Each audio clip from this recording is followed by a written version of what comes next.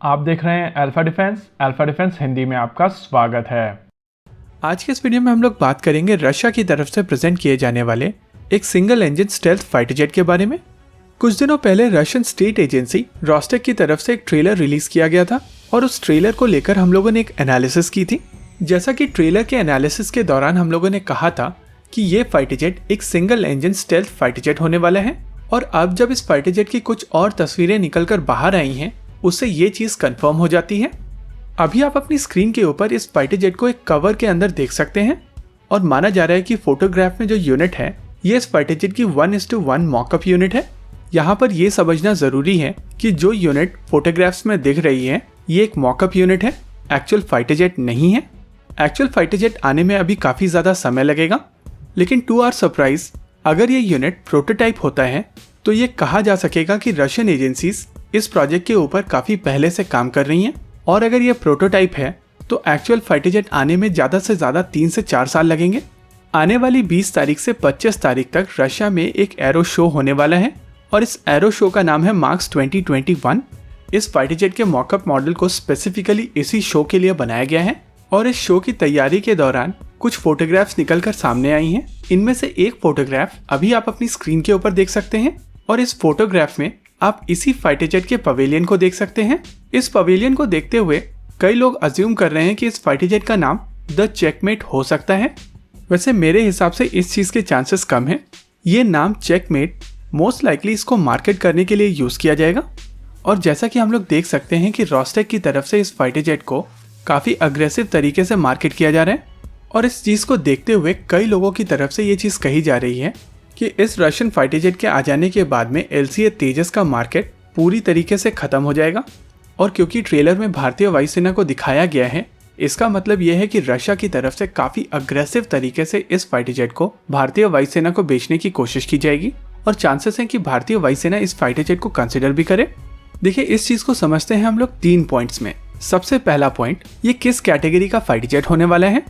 Russian news agency टास की तरफ से जो इन्फॉर्मेशन निकल कर आई है उसके हिसाब से ये फाइटर जेट 18 टन कैटेगरी का फाइटर जेट होगा।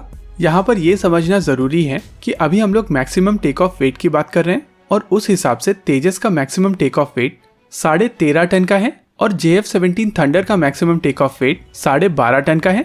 यानी कि कहीं ना कहीं ये दोनों फाइटर जेट एक हल्की कैटेगरी के फाइटर जेट हैं, वहीं पर यह फाइटर जेट एक मीडियम कैटेगरी का फाइटर जेट होने वाला है। और जैसा कि आप सब जानते हैं कि JF-17 थंडर में MiG-29 के मॉडिफाइड इंजन का प्रयोग किया जाता है, और बावजूद उसके इस फाइटर जेट का मैक्सिमम टेक ऑफ वेट लगभग 12.5 टन का है। यानी कि कहीं ना कहीं ये नया फाइटर जेट MiG-29 और MiG-35 के इंजन का प्रयोग नहीं करेगा। और अगर ये फाइटर जेट AL-41F1 इंजन का प्रयोग करता है जो 147 किलो न्यूटन का थ्रस्ट जनरेट करने में सक्षम है, तो इस फाइटर जेट का थ्रस्ट टू वेट रेशियो काफी ज्यादा शानदार होने वाला है। क्योंकि अगर इस फाइटर जेट का ऑल ऑफ वेट केवल 18 टन का है और इसमें यूज होने वाला इंजन 147 किलो न्यूटन का थ्रस्ट जनरेट कर सकता है, तो एरोडायनेमिकली ये फाइटर जेट काफी ज्यादा केपेबल फाइटर जेट होने वाला है।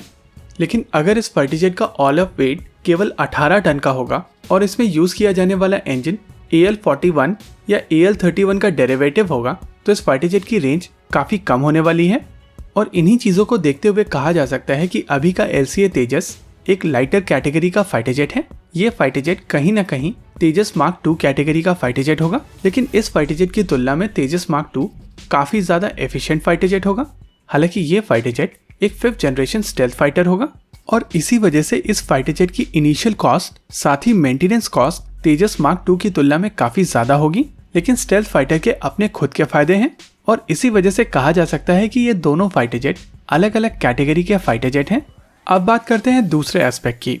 जैसा कि हम लोग पिछले वीडियो में बात कर चुके हैं कि ये प्रोग्राम रशिया के स्टेट डिफेंस प्रोग्राम का हिस्सा नहीं है, और ऐसी स्थिति में रशियन एयरफोर्स अगर इस फाइटर जेट को अक्वायर करती भी है तो काफी कम नंबर में अक्वायर करेगी। यानी कि कहीं ना कहीं ये फाइटर जेट MiG-35 की तरह ही ऑर्डर किया जाएगा, और अगर कोई बड़ा इंटरनेशनल ऑर्डर इस फाइटर जेट को नहीं मिलता है तो शायद ये फाइटर जेट सीरियल प्रोडक्शन में ना जाए। यानी कि इस फाइटर जेट के फ्यूचर को लेकर अभी बहुत सारे डाउट्स हैं। वहीं पर LCA तेजस के केस में तेजस मार्क 1 के 123 यूनिट के ऑर्डर ऑलरेडी दिए जा चुके हैं, और अगर बात की जाए तेजस मार्क 2 की तो ऑलरेडी कमिटेड नंबर 170 एयरक्राफ्ट के आसपास है। यानी कि इस फाइटर जेट के पास में एक सर्टेन ऑर्डर है। और अगर तीसरे एस्पेक्ट की बात की जाए तो तीसरा एस्पेक्ट कॉस्ट का है। जिस रिक्वायरमेंट के लिए LCA तेजस बनाया गया है वो एक low cost heavy duty fighter jet की रिक्वायरमेंट है। वहीं पर इस रशियन फाइटर जेट की बात की जाए तो इस फाइटर जेट को एक स्टेल्थ फाइटर जेट बनाने की कोशिश की जा रही है और कहीं ना कहीं ये फाइटर जेट F-35 के खिलाफ उतारा जाएगा।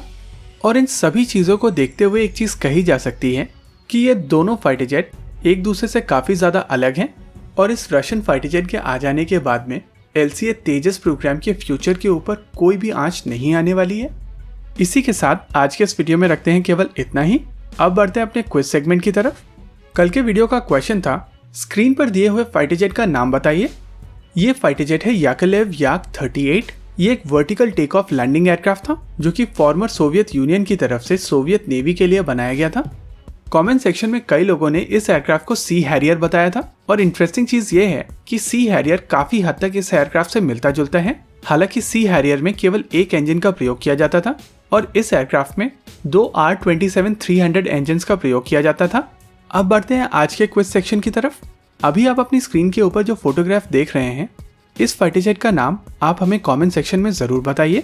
वीडियो को अंत तक देखने के लिए धन्यवाद। देखते रहिए अल्फा डिफेंस। जय हिंद।